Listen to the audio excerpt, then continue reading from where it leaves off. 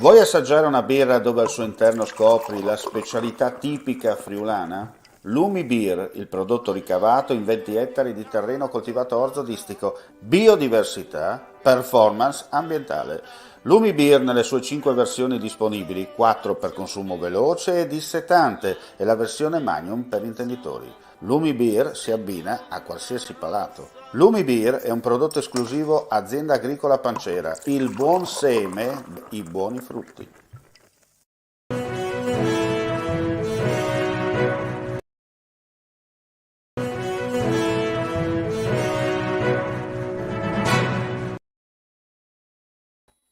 Cordiale saluto gentili amici, ben ritrovati a questo appuntamento live con il nostro audio video giornale. Apriamo subito con la cronaca per quanto riguarda aggiornamenti dell'ultima ora in Friuli, Venezia e Giulia.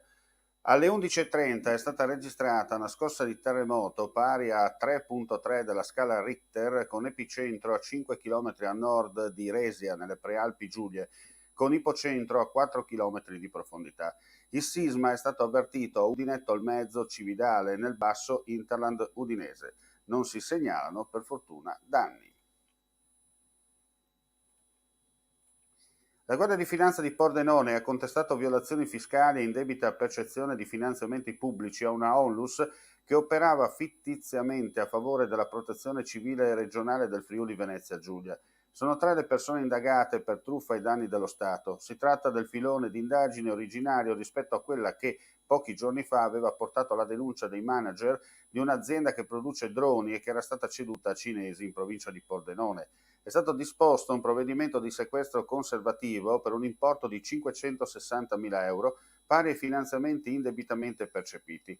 Secondo le Fiamme Gialle, l'associazione di volontariato no profit da anni si occupava esclusivamente di attività ludico-sportive, anche eventi a scopo di lucro. Perfino nel periodo emergenziale, dovuto alla pandemia causata dal Covid-19, nessun assetto della Onlus, persone, mezzi e strutture, ha trovato impiego nel comparto, malgrado la Protezione Civile del Friuli Venezia Giulia sia stata coinvolta fin da subito, con tutte le sue risorse quotidianamente impiegate sul territorio. Per contro, durante la pandemia, la sede dell'associazione, realizzata anche con finanziamenti pubblici, ha ospitato attività sportive. Ulteriori indagini in corso. E ora andiamo a parlare di Mittelfest, perché è calato il sipario sull'edizione del trentennale che ha proiettato Cividale e l'intera regione nel sistema dello spettacolo dal vivo internazionale, rafforzando missione e identità del festival che dal 1991 porta sul palco il teatro, la musica e la danza della Mitteleuropa. Prima della conferenza stampa di oggi, che si è tenuta proprio a Cividale, abbiamo raccolto le dichiarazioni del presidente dell'associazione Roberto Corsulo. Queste, come detto, le sue parole. Mittelfest 2021, bilancio finale.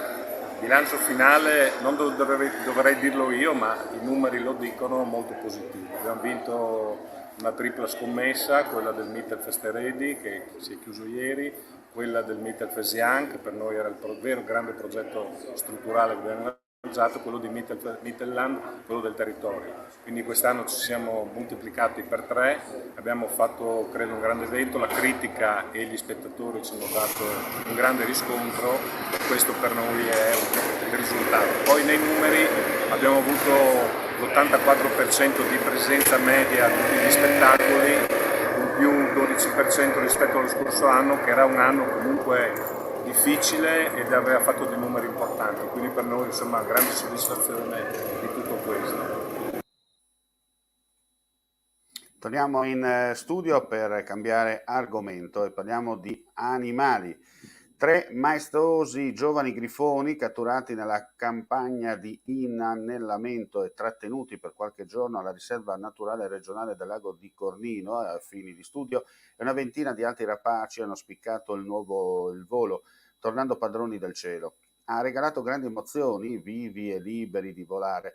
Momento di punta della programmazione annuale della riserva stessa che nel pomeriggio di ieri, all'indomani dell'International Vulture Awareness Day, ha richiamato un fortissimo pubblico nella migliore tradizione dell'evento. Presente la cerimonia di liberazione varie autorità, a cominciare dal sindaco di Forgaria, Marco Chiapolino, che ha sottolineato il valore del progetto Grifone, l'importante risultato della messa in sicurezza delle linee elettriche a tutela dei rapaci.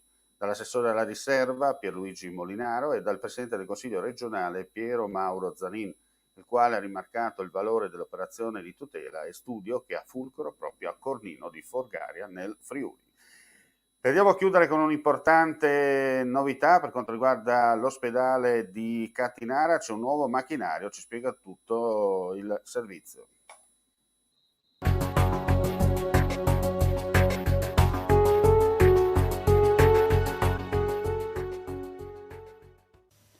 Da luglio dello scorso anno, quando è entrato in funzione stabilmente, il litotritore elettroidraulico di ultima generazione in dotazione alla clinica urologica di Catinara ha consentito di effettuare 229 interventi, 5 dei quali in urgenza.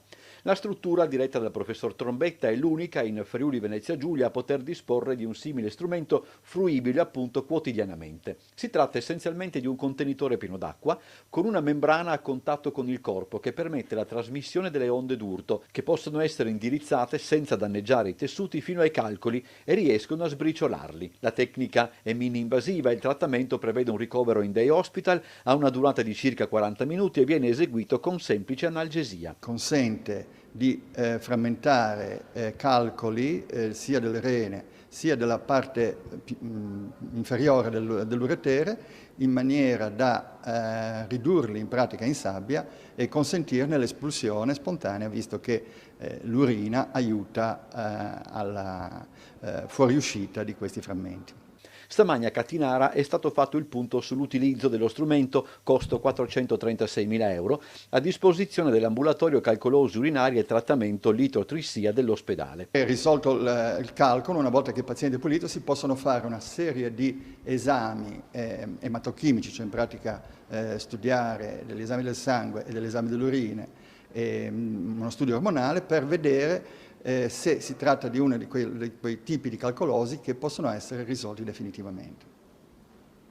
L'assessore regionale alla salute Riccardo Riccardi ha sottolineato a sua volta la volontà da parte della Regione di procedere con un ampio progetto di promozione della salute per il quale saranno stanziate risorse per strumentazioni, ma che punterà molto sull'esperienza del personale. All'incontro era presente anche il professor Belgrano, nume tutelare dell'urologia triestina, il quale ha ricordato come a Trieste, soprattutto nelle persone di una certa età, la calcolosi renale si riscontra in alte percentuali. Ciò è dovuto anche all'eccessiva esposizione al sole, nonché alla tendenza di bere poca acqua.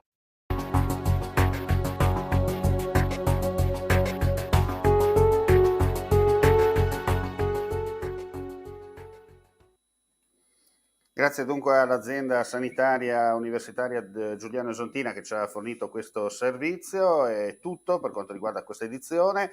Vi diamo appuntamento più tardi per il live news. Chiaramente torneremo tra circa un'ora per chi ci sta guardando in diretta alle 14.30 per la precisione, con uno speciale di Friuli TV. Parleremo di un'importante iniziativa che prenderà il via in questi giorni in montagna, per la precisione nell'Alto Friuli, ma ne parleremo, ripeto, intorno alle 14.30. Grazie come sempre per la visione e l'ascolto, non resta che augurare a tutti voi una buona giornata e un buon proseguimento.